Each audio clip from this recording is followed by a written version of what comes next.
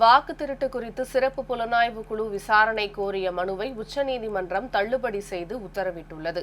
நடந்து முடிந்த மக்களவைத் தேர்தல் மற்றும் மகாராஷ்டிரா, கர்நாடகா உள்ளிட்ட சட்டமன்ற தேர்தல்களில் பாஜகவுக்கு சாதகமாக தேர்தல் ஆணையம் வாக்கு திருட்டில் ஈடுபட்டதாக மக்களவை எதிர்க்கட்சித் தலைவர் குற்றம் சாட்டியிருந்தார்.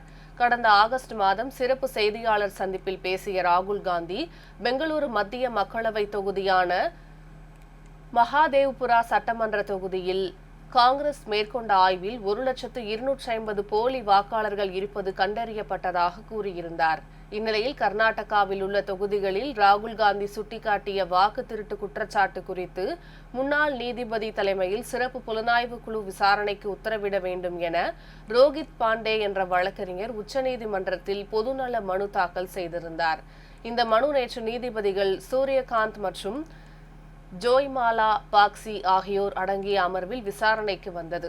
அப்போது தான் தேர்தல் ஆணையத்திடம் புகார் அளித்தும் எந்த நடவடிக்கையும் எடுக்கப்படாததால் நீதிமன்றம் தலையிட வேண்டும் என மனுதாரர் வாதிட்டார். இதற்கு பதிலளித்த நீதிபதிகள், இதுபோன்ற அரசியல் விவகாரங்களுக்காக நீதிமன்றங்களை மேடையாக்காதீர்கள் என்றும் புகாரை தீர்மானிக்க தேர்தல் ஆணையத்துக்கு கால அவகாசம் வழங்க வேண்டும் என்று கூறி வழக்கறிஞரின் மனுவை தள்ளுபடி செய்து உத்தரவிட்டனர்.